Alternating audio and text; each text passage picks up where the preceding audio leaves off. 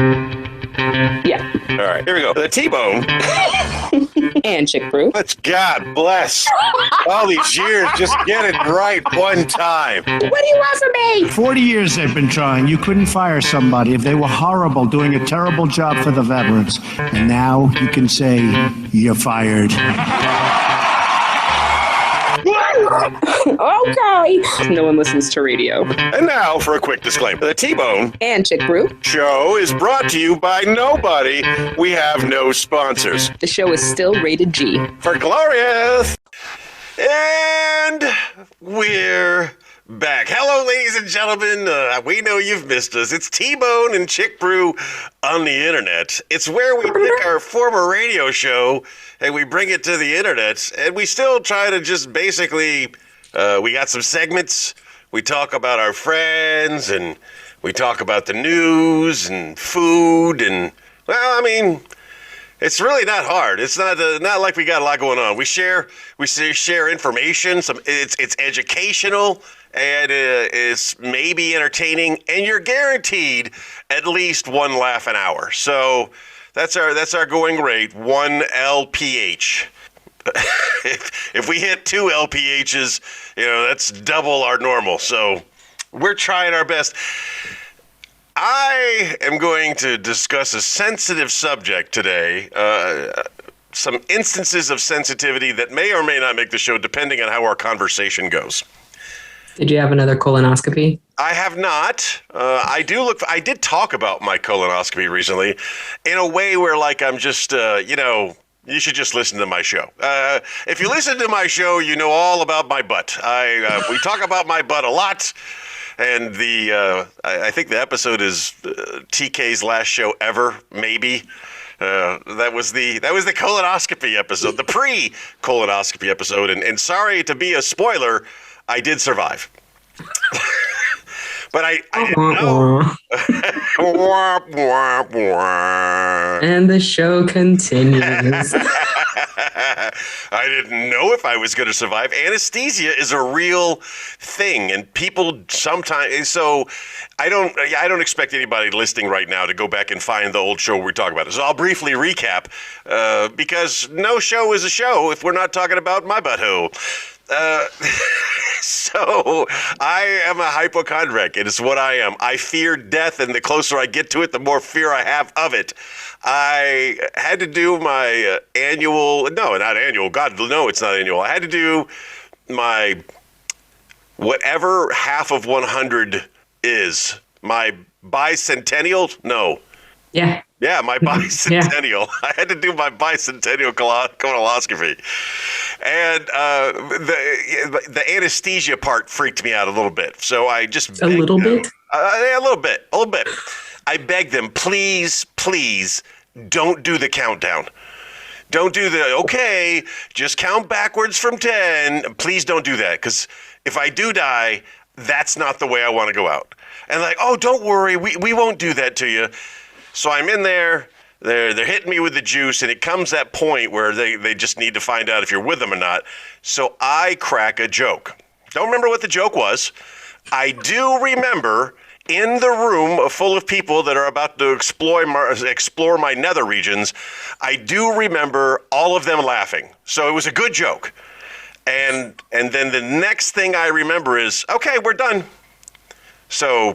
The only time I've been under anesthesia here, they were listening to AFN and I said, hey, that's me. And then they started playing the next song on the radio and I started singing along to it. And then I woke up. It is a life experience I think everyone should get. Everybody should get KO'd by medicine at least once. Medically induced knockout. I recommend it because when the light switch goes off, a la Tony Soprano, when the light switch goes off, that's all you got. It just blink, and if you're lucky, you get to somebody waking you up going, okay, that's over. And if you're not lucky, that's it. That's the blink of an eye. It's gone.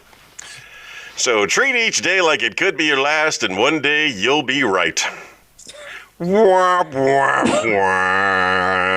And now that we've started the show, what was your sensitivity that you were talking about? I have some issues with people that I am doing my best to be above. And I want to talk about it, but I don't want to be so specific that it gives those persons the satisfaction of knowing I'm talking about them. So it would be very hard to do because it's kind of personal. You're talking about me? I'm right here, dude. I'm going to super generalize. I'm going to super generalize the framework of my dilemma. In my life, I have met people. And some of these people I have loved dearly. Some of them I have liked pretty much. But at some point in life, that has changed. For whatever reason, me and person A or person B no longer communicate at all. We're done. I don't want that person in my life anymore for whatever reason. For the negativity, for assumed offense, whatever it may be, I don't want that person in my life anymore. So on the social media side of the house, I unfriend them. Or on the social media side of the house, I never friend them because maybe our friendships pre-existed social media, and they've sought me out and they want to be my friend, and I don't want anything to do with that. Because whatever it was that made me decide I was done with you is a permanent thing. I'm not a wish-washy kind of person, but at the same time, I try to be nice. So whereas I don't out and out say, I don't want you to contact me because I hold grudges, because no, I don't do that. I don't engage. I just kind of try to rise above.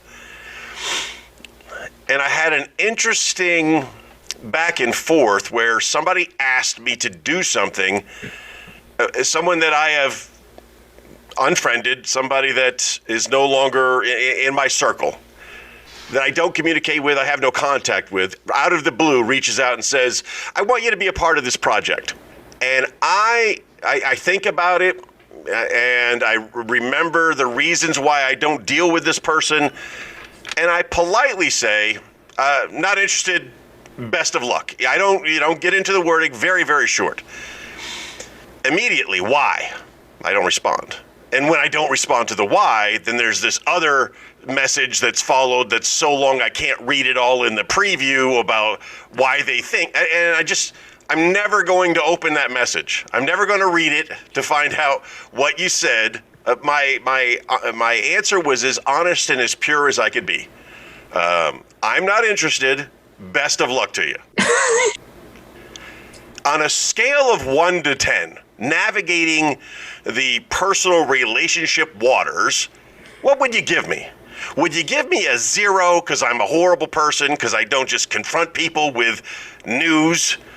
Would you give me a 10 because the way I handled it was amazing? Or am I somewhere in the middle? I mean, I think it's a 10. You don't owe everyone an explanation for every single choice that you make. You're an adult. If you weren't offensive, you don't have to say why you don't want to do something. I just don't want to do it. Isn't that a crazy thought? No, thank you. Is the end. It's the end of the discussion. No, thank you. I wasn't mean. I wasn't angry. I was polite. No. And I wished you well. And if you never speak to me again, I've already accepted that long before apparently you knew. Or then there's just me, and I just leave it on red, and then if they bother me about it again, I block them. Okay, so we're similar. I think most people. Now I know a lot of people who engage in that kind of. Yeah. Oh, you want to know why? I'll tell you why. And then the other person responds with bah, bah, bah, bah, bah, bah. And then it's just back and forth, and nobody needs that kind of negativity in their life. If you make a decision to cut somebody out of your life, stick with it. It shouldn't be a wish-washy thing.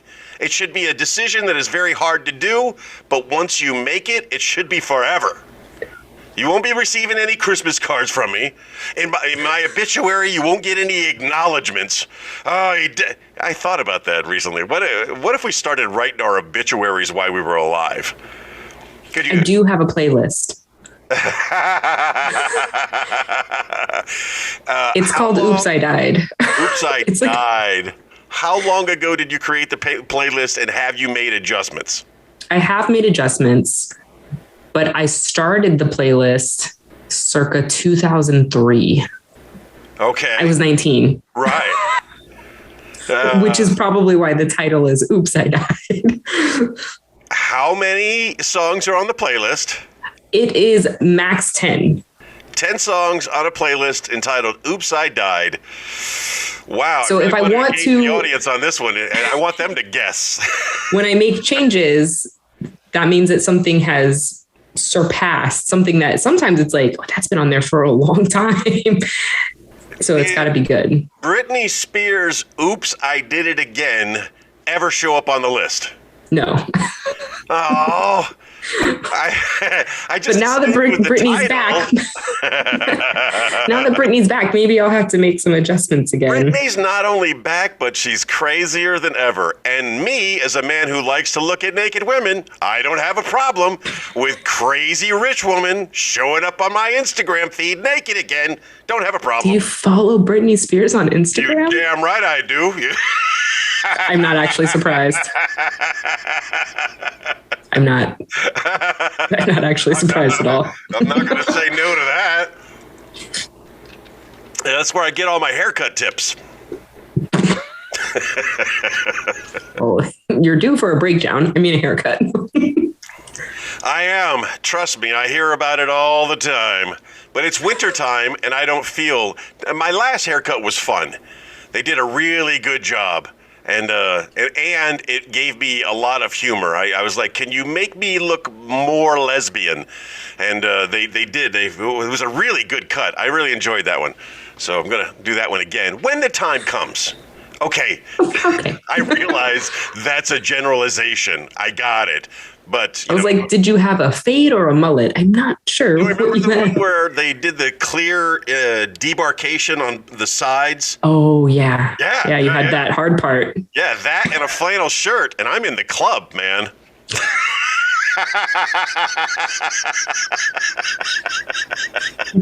No, I'm not. Well, I tried. I'll take you. If I must.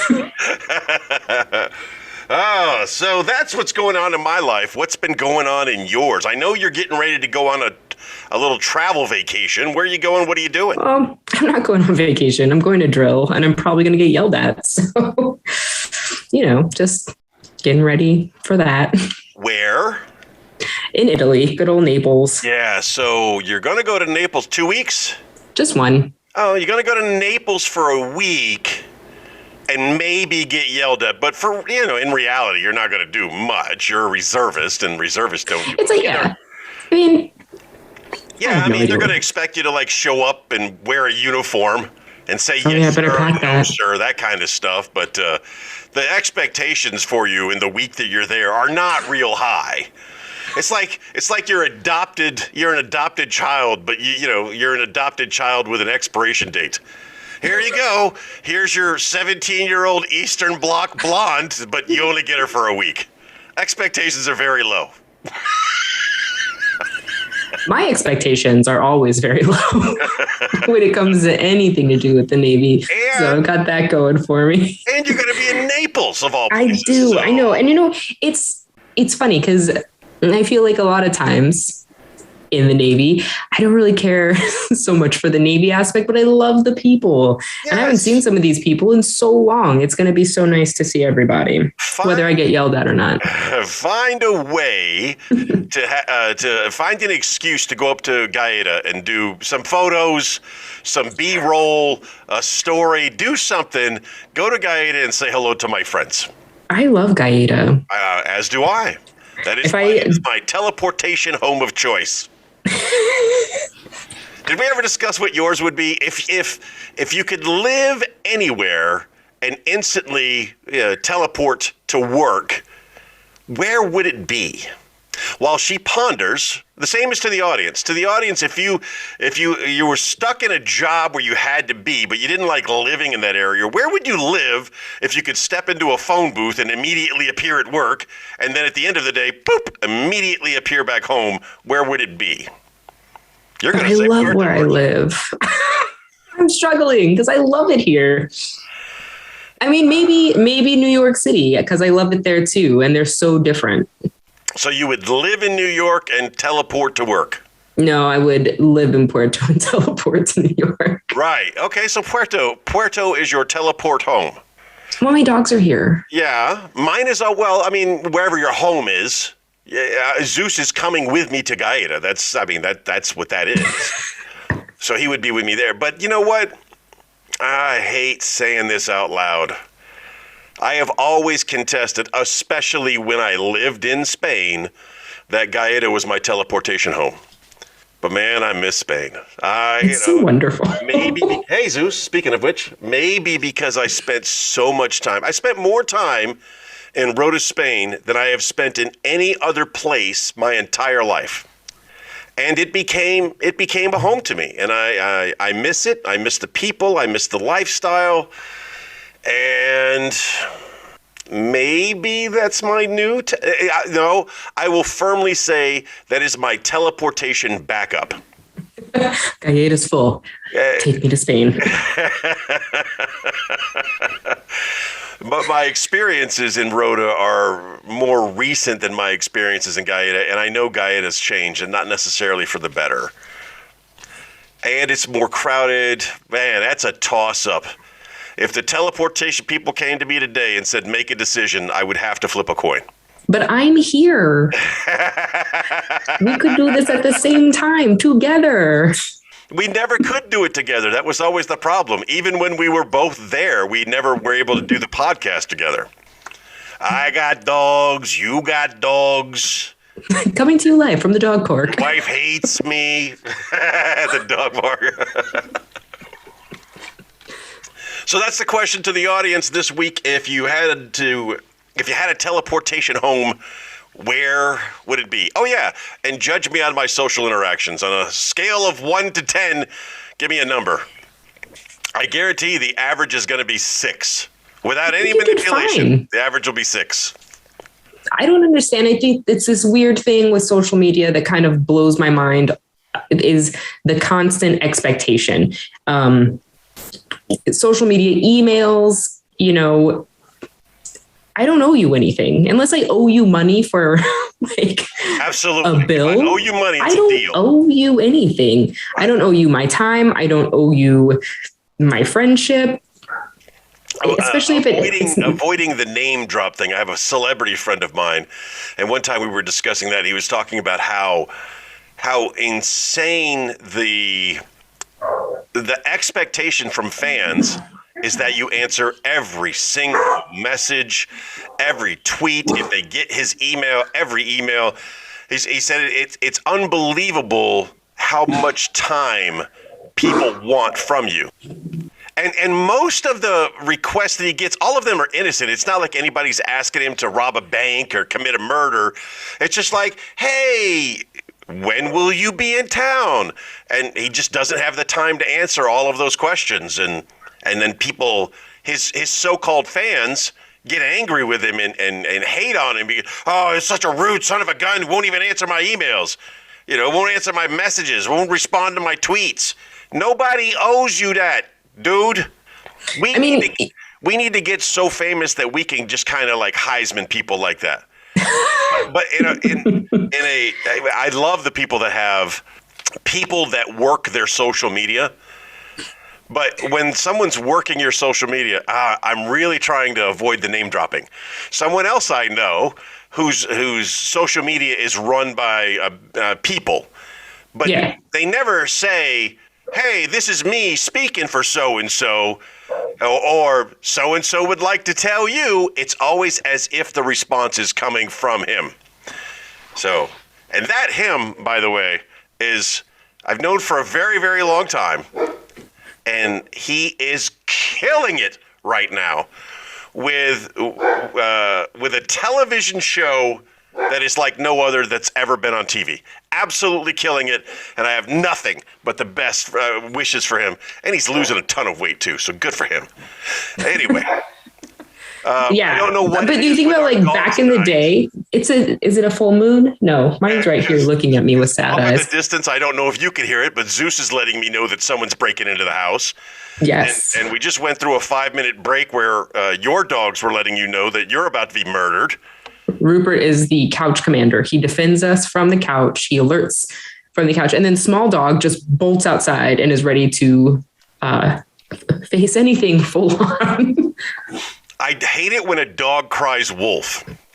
So today, he's going nuts. Just losing his mind. I'm like, shut up. I don't want to shut up.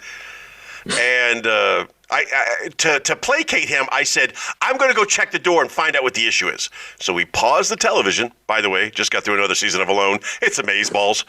I paused the television, go to the door. There's nobody at the door. But in the silence, we hear the bump, bump, bump, bump. What he was barking at was my robot upstairs that was cleaning my carpet.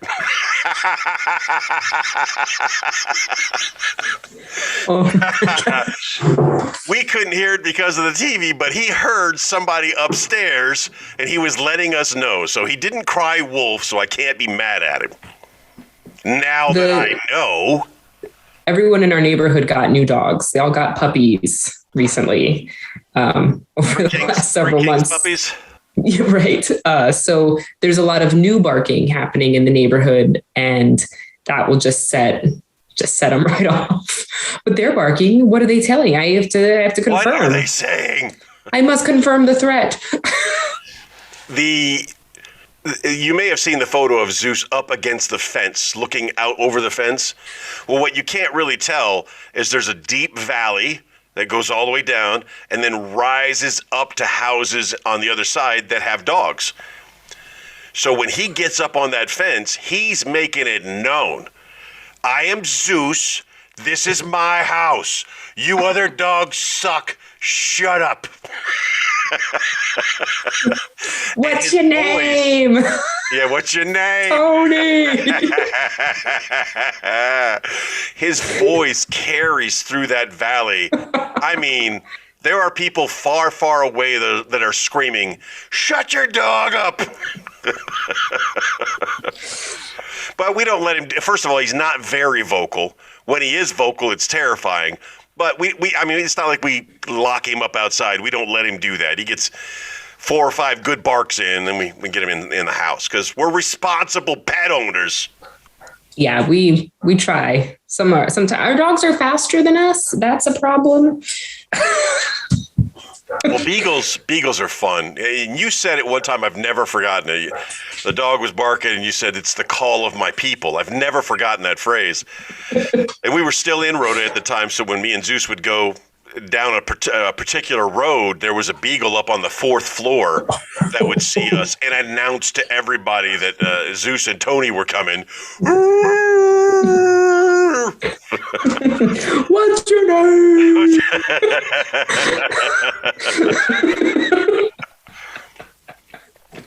He's a good boy. Times. Are you ready to take a spin? The wheel of destiny. The wheel of destiny.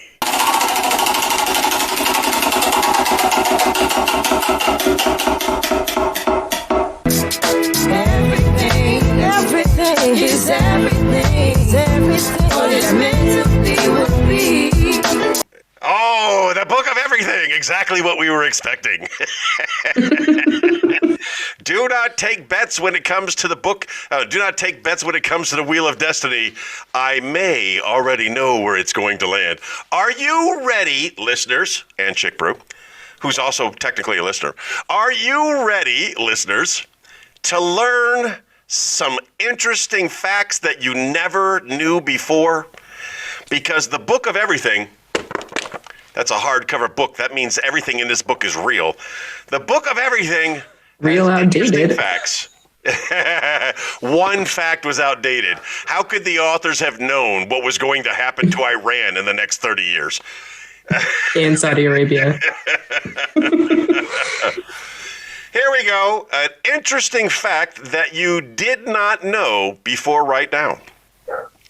The average pencil can write 45,000 words, or a single line 35 miles long. Ponder that for a moment, if you will. A single line 35 miles long. It's hard to fathom. It's hard to understand. What I used to do as a long distance runner, because my kids didn't appreciate the distances of half and full marathons, when I would have them in the car, I would say, okay, as an example of how far your dad ran this weekend, let me show you. And we would be doing 80 miles an hour. And of course, that's 24 minutes, or 60 miles an hour in 24 minutes to do the distance of a marathon, to give them an idea of how long it is. So for those of you listening, you look at that little pencil that you've got beside you and realize that the average pencil can write a single line. The distance it would take you 35 minutes of driving at 60 miles an hour. I'll be right back. That's a long line. In a few years, people are going to be like, what's a pencil? I have never ever in my life used all of the pencil that was available to me. I could go in this house right now, and if I searched, I could probably find 20 or 30 pencils of varying lengths. None of them have been written down to the nub. What kind of psycho would use the last 5 miles of pencil? From the looks you're giving me, I'm guessing you don't have any pencils in the house. Oh no, you're a snub writer. Yeah, I actually really like when they get down really small, because then you got to get the knife to sharpen them, because otherwise they don't fit in the pencil sharpener. Okay. If there was a test for psychosis, I'm pretty sure it would just be 2 pencils. It would be a normal length pencil, and it would be a snub pencil. And the psychiatrist would go, okay, choose your writing instrument. And if you pick the tiny one, they just put you immediately in the rubber room. They know you're going to kill somebody or a lot of people in the future. With a tiny pencil. So that is an interesting fact, something I did not know before. Did you know? No. The Book of Everything comes through again. It's such a good segment. We do 2 facts. Do you use your pen until they're done? Oh yeah, I kill pens. Yeah. A pen same with a pencil. A pen stays the same size, only the ink disappears. But I really like that feeling of like I have used this. Like I've done it. I would say no, I can't. I have no life experience in using a pencil for that duration. I have a pencil, I write stuff down. I have a pencil, I write stuff down. By the time I need to write stuff down again, I've moved on to another pencil. I've wasted I've wasted all of the potential of every pencil I ever held in my hand. I feel like pencils and you are chapstick and me. I only buy one kind of chapstick. It's fantastic. I think I've only ever used up one, and it may or may not have gone in the dryer. It might not have been a desperation chapstick. I really wish the Book of Everything had a similar fact when it came to chapsticks. Like the average tube of chapstick lasts, 3 uses.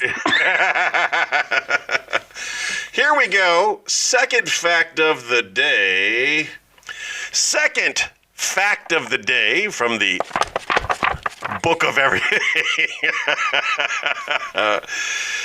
Lithuanian men. Lithuanian men, oh yeah.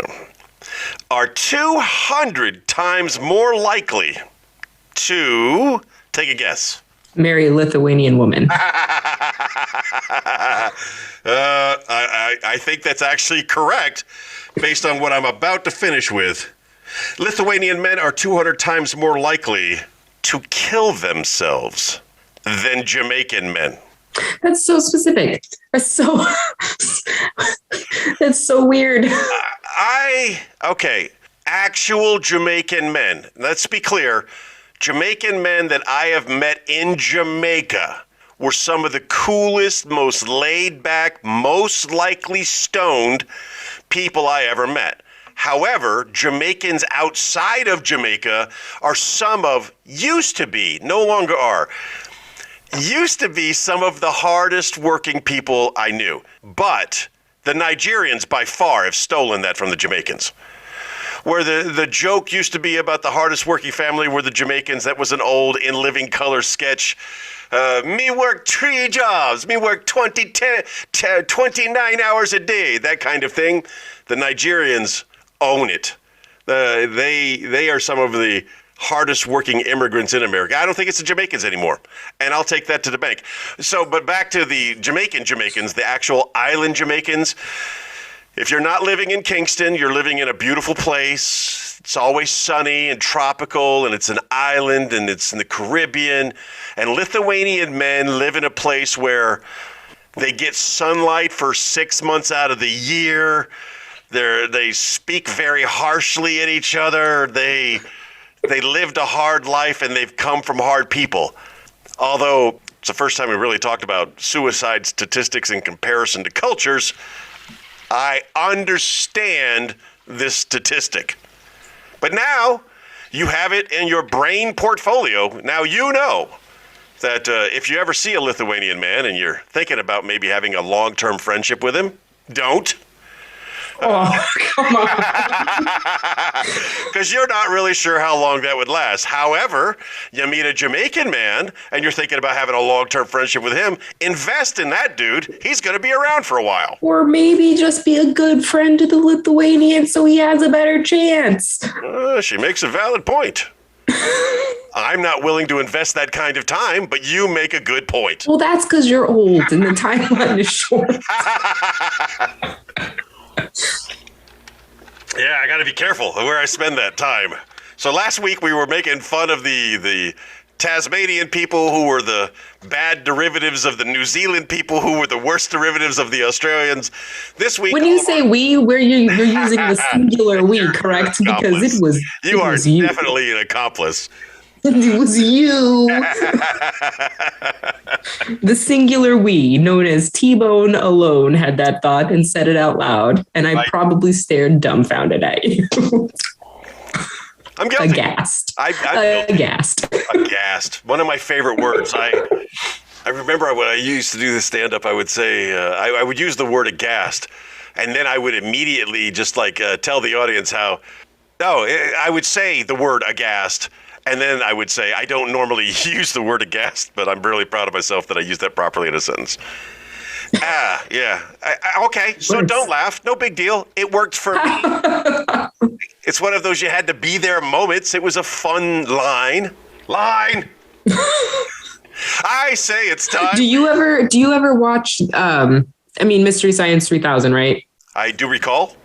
So you can download the riff tracks to new movies. So it's the same thing, you just sync it up. If you download the riff tracks to Twilight, this is a drinking game we used to play. Every time Kristen Stewart stares blankly forward, they say line. You drink every time they say line. You barely make it through the opening scenes. It's a good one. You're a little younger than me. Your drinking games were different than my drinking games. I shall now share my drinking game experience. When I was in Japan, there was a Saturday Night Live marathon on for some reason.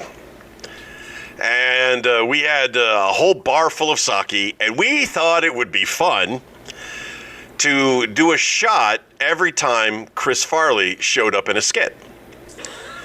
And, and we're a couple hours in, and, we got a fun buzz on. It's a good time. Oh, look, Chris Farley, we all do a shot. And then they hit us with the Chris Farley remembrance episode because he had already passed. Oh, no. I'm just going to say, don't really remember the rest of the night. I didn't do anything wrong. I was with my friends and we were very contained. None of us got in our cars and drove away. We were all living in the barracks. We did our shots. We got pit chased and we paid a price because sake is not, it should not be a drink that you get pit chased on. It's not a good one for that. Limoncello, as my friend Pasqual will tell you, limoncello also not an alcohol you want to drink. Not that one. Oh. No. Oh. But he's there. He's with you in Rhoda. Him and Trish are there in Rhoda. But Pasqual did that once. He made the mistake of over-abiding in limoncello, and that's a price you pay. You got to pick your liquors. If you're gonna get it, if you're gonna have an extra good time, you need to choose a liquor that's an actual liquor. It should be white. I mean, it should be clear or it should be brown, and stick with it. Do not mix. The worst hangovers I ever had was when I would nonchalantly mix things like, oh, a white wine, how wonderful. Ooh, a red, how wonderful. And 8 shots of tequila later. and the next day, you're just, what was I thinking? Never mix, folks. That whole beer before liquor, never been sicker, and wine before dine makes you party on the Rhine. I don't know rhymes that are supposed to remember things for me. Liquor before beer and you're in the clear.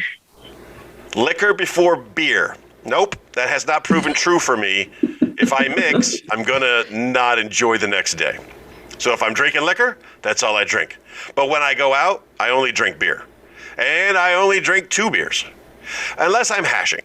And then I may drink more than 2 beers. But that's over a span of several hours, and there's physical activity involved.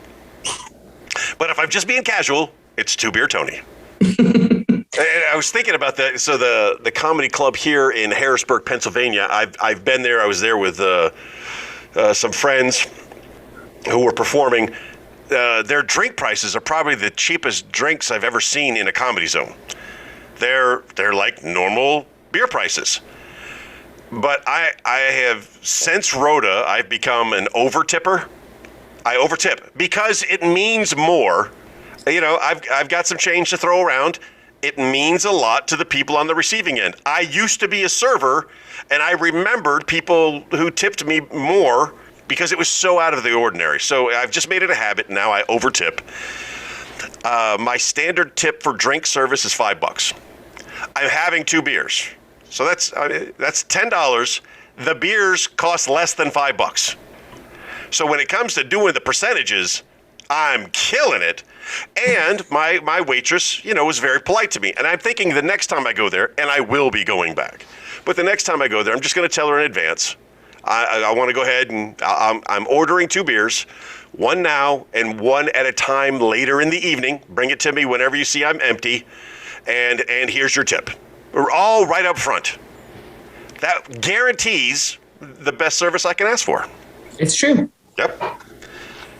I went to, after being in New York and being completely dumbfounded by the cost of America, I went to a cafe yesterday with a friend, had 2 coffees, a croissant, a muffin, and a full-size bottle of water, €6.20. Oh my God. €6.20. Oh my God. Like, you can't even get a croissant or a coffee, singular, one of those things for what we paid for a whole breakfast spread. People don't understand. Okay, all right. So we're just digging, we're just throwing it out there. Here's my philosophy in life. I could die and leave you money in my will, but where is the joy in that? There is no joy in that. So when I go out with friends, most of the time, and it's not a secret, but I don't want people to I'll put out the disclaimer. I usually pick up the tab. Because I can It's afford to pick up frustrating. the tab. Yes. Because you also pick it up as you ghost. Yeah, sometimes I do that too. Because that's my gift. That's my gift to you, whatever it is. I exit. Yeah, this is my exit. Don't worry about it. I took care of the bill. I like taking care of the bill for my friends because I can, and it's kind of my way of sharing while I'm alive. I can enjoy it. You know, you were happy that I did something for you, and that makes me happy. That makes us friends. So I like doing that. But I don't do it all the time. Just to be clear, if you ever go somewhere with me and you're listening to this, it's not guaranteed that I'm going to pick up the bill. So bring your damn wallet, okay? But it is possible. I forgot my cards. It is possible that I might pick up your wallet. I might pick up your wallet too. I might pick up the bill. I'll probably pick up the bill. When I was in Spain, I remember paying for one bill. I had over 20 people. Over 20 people at a restaurant. The table was, 16 feet long, people on both sides of it. It was, if you go across the street from Sonoma's and go down 2 blocks north, it's a white building. I fed over 20 people, full course, alcohol, everything, for about €200. Yeah.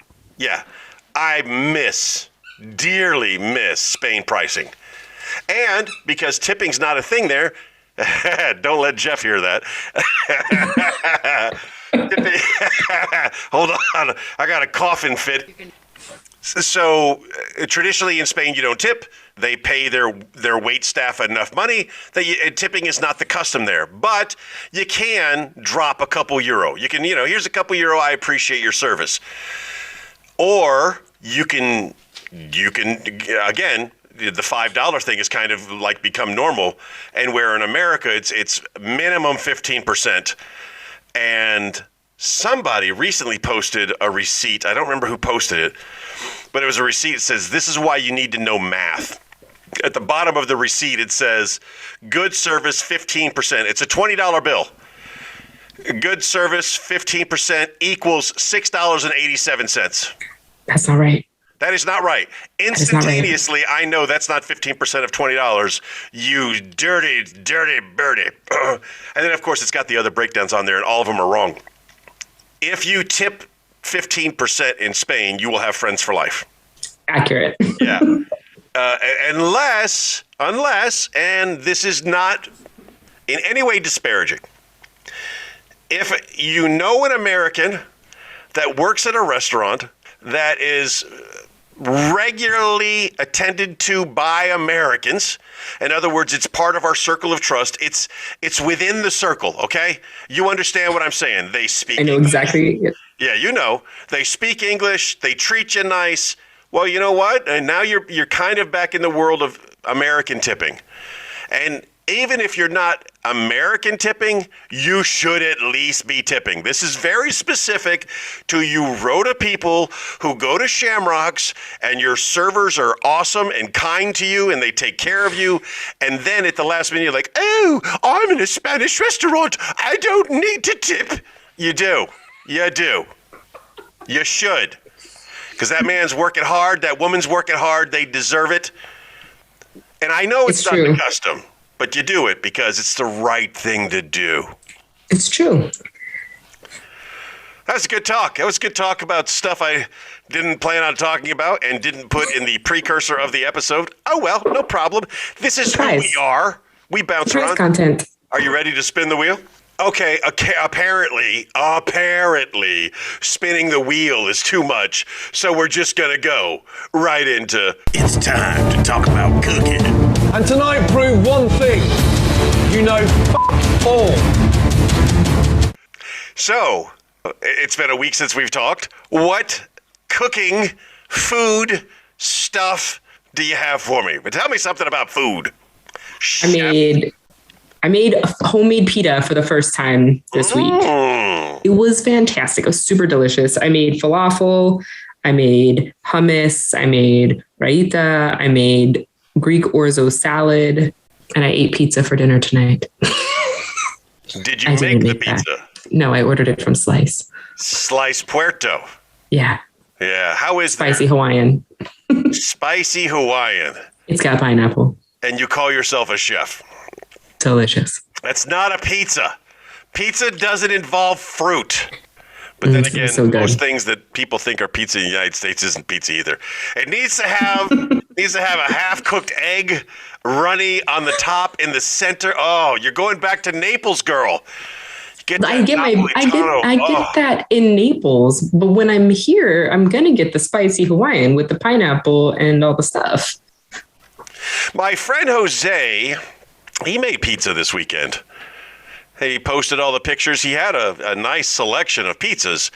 I haven't engaged him to ask him how he made the pizzas or what the pizza ingredients were. I just took it at face value that the man had made pizzas for his 3 sons. And they looked good. I have a pizza stone. Oh, thanks. I've only used it like 3 times, and I've burnt the Jesus out of every one of those pizzas. I haven't figured out how to use a pizza stone yet. That's okay. I experiment with cooking things, and eventually I'll get it right. Why all the Indian stuff? What was the motivation behind the falafel and the other Indian things that you said? I was cooking for a group of people, and that was what they were getting. Was it another bar mitzvah? No, this was just 10 people. It was like a conference. 10 people can do a bar mitzvah. What, are you catering now? I don't want to cater. It just sounds like you're catering. Huh? I just am. So why did they choose these items? I Were picked they them. Indian?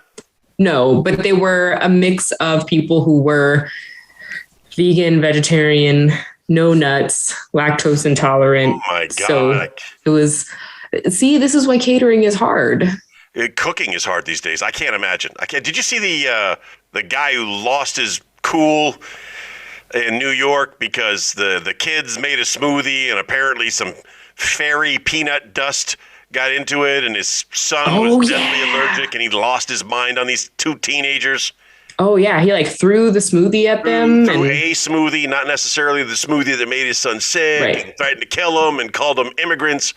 And then they called him a racist because he said the word immigrants, which I don't really know how that's racist. But I mean, his behavior was unacceptable, but he got fired. He got fired. You don't say that. Look, you don't say that if you're not trying to be. You don't say that like, oh my God, hi, you beautiful immigrants. No, that was not his tone. We all know what he meant. And it got away from him. You do not know what he meant. Oh, we know. No, we can assume what he meant. He could have just been calling them immigrants in a derogatory way without, because that's racist. They both look white to me. The 2 teenage girls looked white. Yes. So and they had to call the police. We're all immigrants. America. I'm just going to start calling everybody an immigrant because technically it's true, and my tone will determine what kind of immigrant you are. You immigrant. I mean, he went. Well, everything that he did. Who cares what he said? His attitude, like the way his demeanor. Bad dad. These are children. No doubt. These are children. And you tried to bust a door down. Yes, these are bad things. And if he hadn't taken it to the level that he took it to, I would be trying to defend him a little bit. I would be trying to defend him a little bit because I'm a firm believer in the freedom of speech. And I believe if you've got an issue, you should be able to go into a place that caused that issue, and you should be able to say with words anything you want to say about what it was, but with limitations, with some limitations. Throwing the smoothie constitutes assault. Trying to break in, that's another charge. And the threats of death, that's another charge. But had he not done those things... He didn't know who made the smoothie in the first place, so he couldn't even say. One, no one was like, he didn't mention the peanut allergy, because I totally read about his trial, or his like little pre-trial, his hearing. And he never said, I need there to be no peanuts because of a peanut allergy. Please make sure that nothing has touched peanuts. 2, if you... Can you say peanuts again? Peanuts. Peanuts. Like, why would you go back? And you've heard me say this for years. If you have a food allergy, I'm sorry. Well, actually, I'm jealous and I'm sorry. I'm sorry you have a food allergy or your child has a food allergy, but here's the deal. Here's the societal contract with America. You can't go out to restaurants with yourself or the child. Let's just stick with you. You, strange person that I've created for this discussion, you have a food allergy. And you notice how I'm not looking at you when I say this, I'm looking off to this side.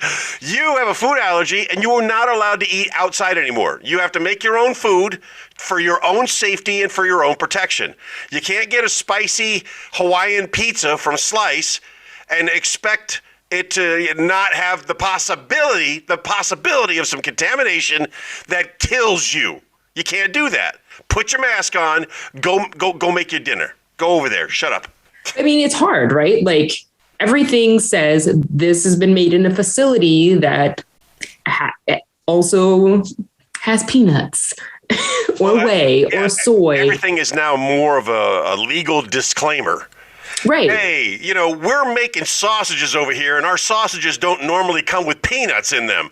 But things happen, and if it happens, do my There may be peanut oil in the facility. Right.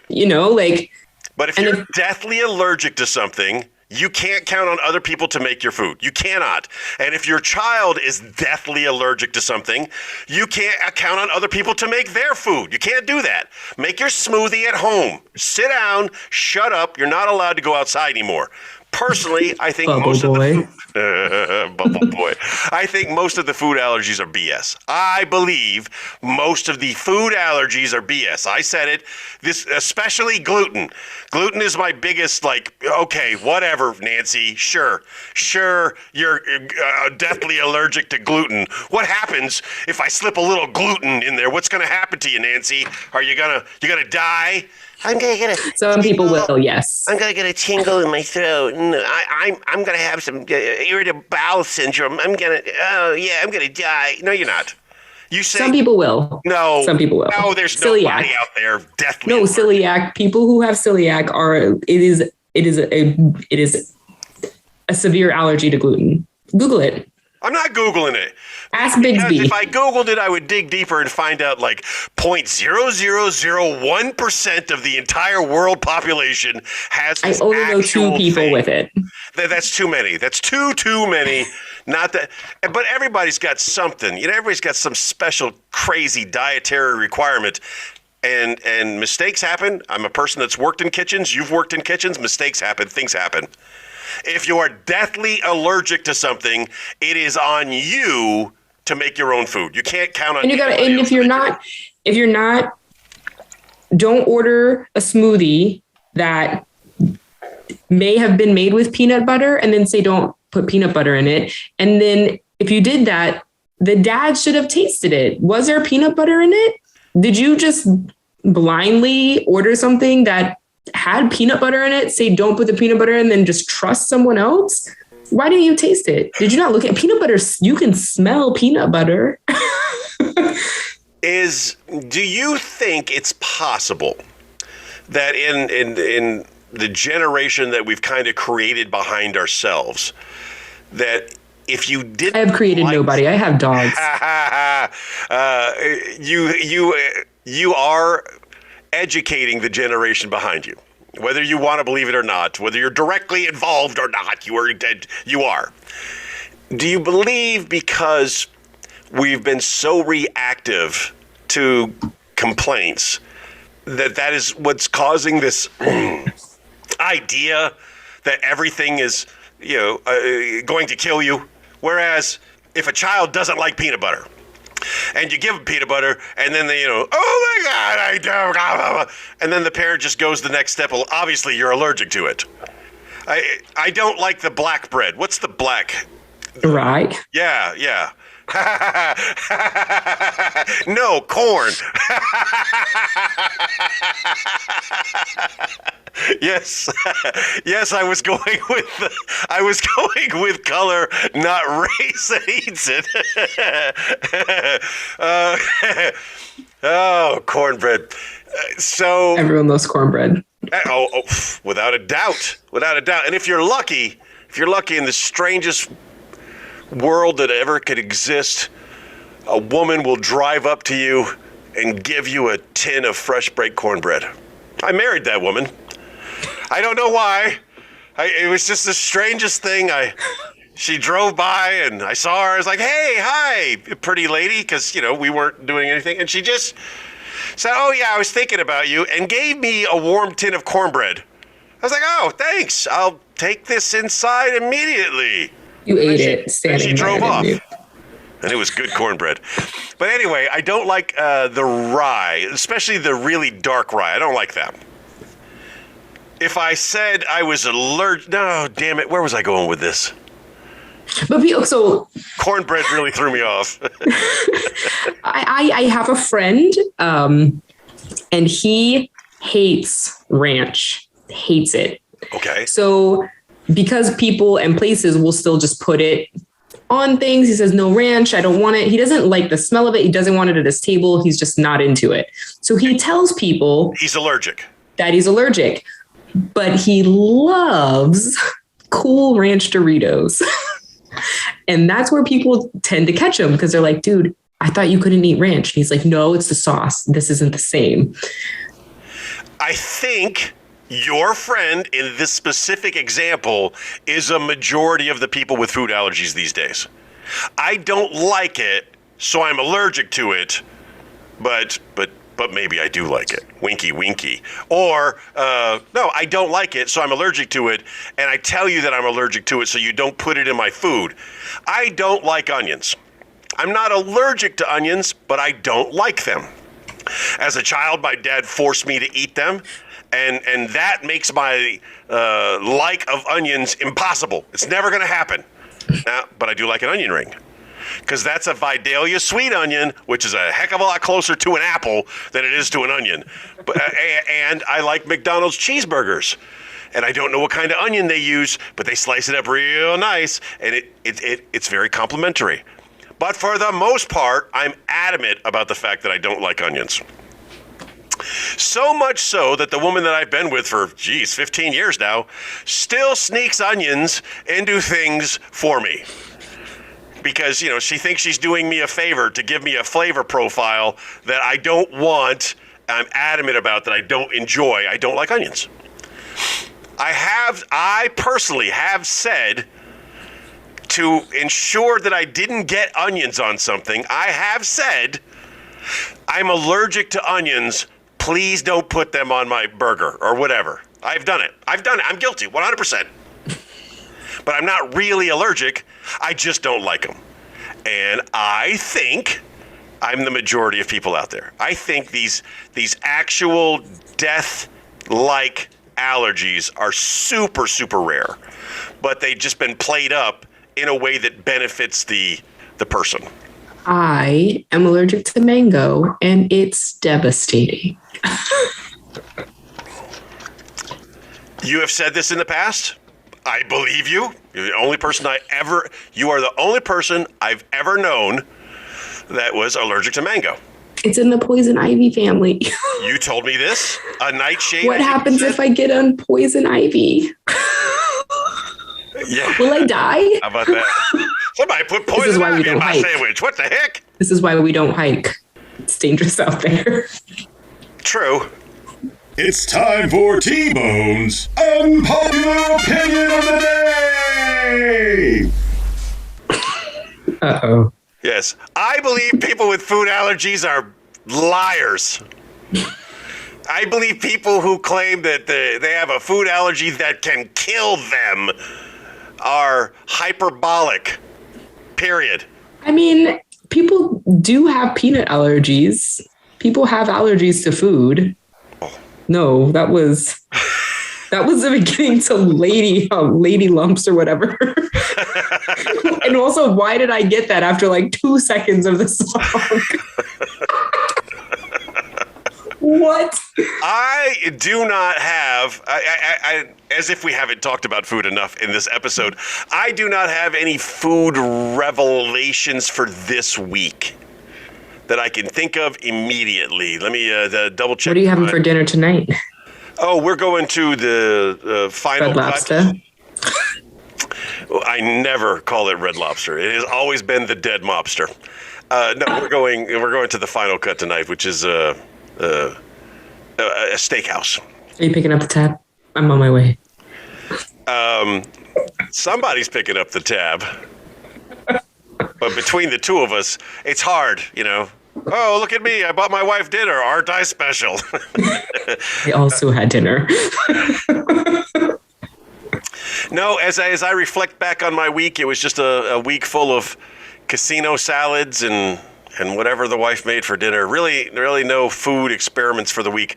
I apologize, listeners. I try to share something positive and or negative, lessons learned, if you will, about food every week in an episode. I failed this week. I will do better. Wah, wah, wah. Wah, wah, wah. Do you have any headlines for me?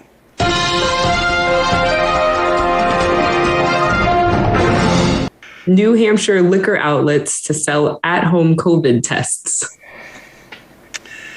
I do not like your pronunciation of the word New Hampshire. New Hampshire? New Hampshire. Can't get there from here. The wonderful people of the tiny state of New Hampshire have decided that the state-owned, I'm pretty sure state-owned package stores up there, they're called ABC stores, can now give COVID test. In case you are wondering what's going on here, here's the deal. Chick Brew gives me a headline. I give you the rest of the story based solely on what I can deprive from my knowledge and the headline itself. The headline Deprive? What? I think I did Those say are two deprive. very... I may have used the wrong word there. That happens. Thanks for pointing it out, partner. You're welcome for my service. Show up. Yeah, you're welcome for my cervix. What? Up there in the Northeast. That too. Up there in the Northeast of Massachusetts, New Hampshire, Connecticut, Rhode Island, all those stupid little states. More people making mad. They all have state-run package stores. And to this I say, bless you. Congratulations.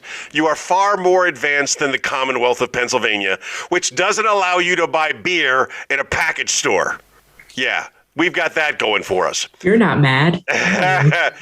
But your state-run liquor stores are now giving you state-run COVID tests. And here's what I can tell you, ladies and gentlemen. If you get a state-issued COVID test from a state-issued liquor store, there is a 100% chance that you are going to test positive. I have said from the get-go that the tests are unreliable, that the tests are not good. Erika Badu helps me prove this point in the fact that she had 2 tests done on the same day, one in the left nostril, one in the right nostril. One comes back negative, the other comes back positive.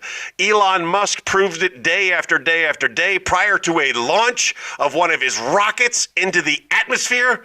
He tested negative and positive 7 days in a row alternately. The tests are the problem.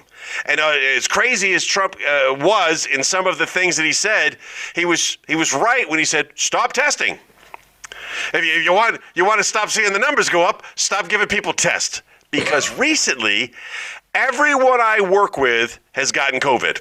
Everybody around me is getting COVID. Now, it has nothing to do with the incredibly low temperatures that are going on, the foot of snow on the ground. It's got nothing to do with that. Everybody who gets the sniffles is coming back with a positive COVID test because the United States government, and its infinite wisdom, has said even if you've been vaccinated and boosted, if you get the sniffles, you got to take a test. And if that test comes back positive, which 100% of them have, you get the next 5 days off. Enjoy. So they've incentivized the test.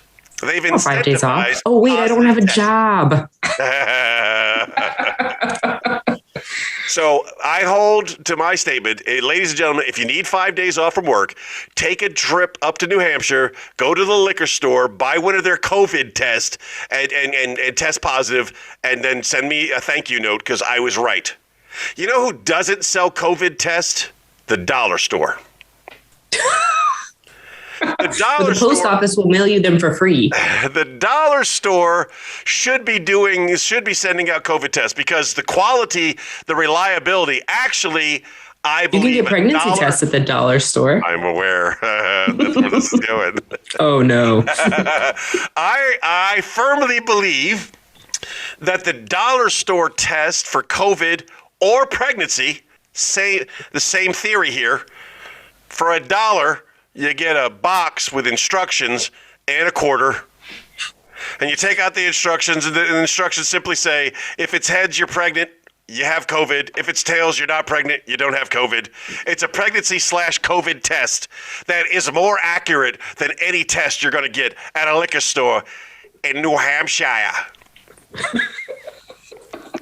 Huh? Did I kill it? That's good, yeah. That was good. Do you have another headline for me? I do.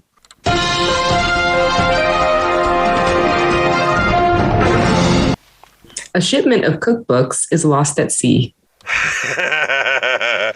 You got to be really careful on the pronunciation of those words. I have jided you in the past about giving me over too much headline. And this is the first time I think I'm going to say there's not enough headline. Why would this be a story? Why would this be a news story? Let me think for a moment. Cookbooks lost at sea. I've never been stumped before. That's the entire headline. Cookbooks lost at sea. Authors hope fish enjoy the recipes. The subtitle is Authors Hope Fish Enjoy the Recipes. Wow. I spent time looking for one that would get you. You succeeded almost. It's coming to me. All right, ladies and gentlemen, here's the rest of the story. A bunch of people who think they are chefs created these so-called things called cookbooks. And they went through the process. They paid a shady publisher that maybe doesn't have a Fifth Avenue address. He's got like a Fifth Avenue A address. So like it's Fifth Avenue in New York that everybody knows, but all of the alleys, they have their own little names. And his office is just off of Fifth Avenue a little bit to the right in an alley that you got to go downstairs to. It's like a New York City strip club or massage parlor. You definitely go downstairs to those. You don't go up. So they go to this publisher like, hey, we're a bunch of people who like to write recipes, and we've made these books. Will you publish us? And the guy, in typical New York fashion, says, of course I can publish you, but I'm going to need, a little something from you to show that you believe in me. So if you pay me, $500 in advance from each of you, I'll have the books printed. I'll have them printed in China, where it's cheaper to have them printed. They'll ship them from overseas, and then we'll get them out to Amazon and everybody. It's going to be amazing because people love cookbooks. This is a real thing, folks. People love cookbooks. We're going to get these cookbooks and we're going to get them printed, hardcover, beautiful artwork. You're going to love it, but I need the initial money to come to me. I need $500 from each of you. And they're like, oh, that sounds absolutely reasonable. We'll give you money up front so that you can work for us. And they do. So there's like 5 authors here. So the guy pockets $2,500 and then that's it. He pockets the $2,500. And these authors are like, where are our books? We wrote these cookbooks. We haven't seen these cookbooks. Oh, they're delayed. The shipping crisis. They'll be here. As soon as they get here, I'll call you up. Meanwhile, he's spending that $2,500, and they call him back. Hey, where's our cookbooks? We're so waiting for our cookbooks to show up. And he's, they're not here yet. Blame Joe Biden. Let's go, Brandon. He's doing this. And another couple of weeks go past, and that's when he breaks it to them. He's like, hey, guys, I hate to tell you this, but, you know, the ocean is a bad mamma jamma, and the ship your books were on got hit by a rogue wave, and your books were on a container on the very, very top of the ship. Now, the ship didn't go down. All the crew members are safe. Relax. It's okay. I knew you cared about them, but the one container that held your cookbooks, it went over the side. And they cried. And they hugged it out. You know, thank God the crew members are safe. They hugged it out. It was a good thing. You almost stumped me. I think I. You were close, though. Am I was I? actually very close. Yeah. Headed to New York from Taiwan. There was a storm near the Azores, and 60 containers fell overboard, and 80 more were damaged. Yes, and all of those containers were from other authors that weren't in the story. So then they interview the authors and like, it's such a tragic event that our books fell into the ocean. I hope the fishies like them. Meanwhile, the person that's fact checking the article for the story is like, I got news for you. That never happened. That's not real. It didn't happen. I love it. I killed headlines this week. I am so excited. Oh, that was great. There you go. Ooh, man. I think we should move right to birthday boost and let's call it a day. Birthday boosts. Birthday boosts. If you want to put some effort into actually making a jingle for birthday boost, I will do something. Oh, ladies and gentlemen, the part of the show you've all been waiting for, especially if you've had a birthday last week or this week, is this wonderful thing we call Birthday Boost. Chick Brew and I both picked two of our friends to give them a little wonderful shout out and tell them how amazing they are. We'll also acknowledge our other friends who have had birthdays recently, but primarily 4 lucky contestants get a birthday shout out from T-Bone and Chick Brew. Who is on your list for this week, my friend?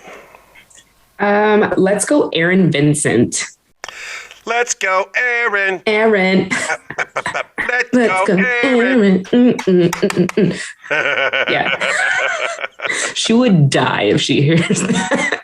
She's like, that's not me. Man, there's some good ones coming up on my list. Like, oh, it's going to be hard to select who I choose to highlight. Say your name again. Erin Vincent. Erin Vincent. Are you going to boost her up? Say anything nice about her? Tell us a story? I don't have any appropriate stories. No, I'm just kidding. Erin used to be a bartender at one of the bars that I used to work at. And I think now she teaches like wakeboarding at the Texas Ski Ranch. Super rad girl. Yes. I remember one night she had like a dog with one eye. College was a weird time. We used to hang out, but I don't know if I have any like solid memories. I unfortunately only get to choose 2 people to give a boost to, but there are some great people who are going to get acknowledged. So here is one of my 2 birthday boosts. This young man comes to me from Talladega, Alabama. I've been there. I have also been there. He has grown up. I met him at a young age when he was first joining the Navy. He'd only been in the Navy for a few years. One of the most polite, genuine, thoughtful people I ever got to meet in the Navy. I really love this guy. I love this guy so much that I asked him to be the guest speaker at my retirement ceremony. And then when he got promoted, he asked me to be the guest speaker at his promotion ceremony. So, Bo, if you're listening, happy birthday. I still think the world of you. That is a birthday boost. Boosted. All right. Who's your second? Oh, James Houston. Oh, hello, James Houston. Hey, James. James is cool. James and I used to work together in a tax office. Oh, joy. He made it bearable. Super cool guy. I you know what I think is weird is I don't really talk to anyone anymore, ever. I just talk to you. My life is sad. But I hope his birthday is wonderful. I love it. All right. So again, the second one I'm choosing because I want to tell a story. So my second one is going to be Josh O'Brien. Josh O'Brien is a new social media friend of mine, but I have known him for a very long time. He was a young man with me in Japan many, many years ago. Made some mistakes along the way. I was part of the correction process, but I didn't really think much of it, even though listening to him, he thinks a lot of me. No. Josh, funny guy, works out of the Comedy Store there in Los Angeles now. He's a comic, but he was a CB, and he was a CB in my battalion. I don't remember how I recently came across him, but what I do know is he gave me something pretty awesome, and he doesn't even realize it. I have lost touch with a friend of mine that I loved talking to a long time ago. Austin Leadham was a brother of mine in battalion many, many years ago, a fantastic person. I enjoyed talking to him. Josh runs a podcast out of the Comedy Store there called Civilianization.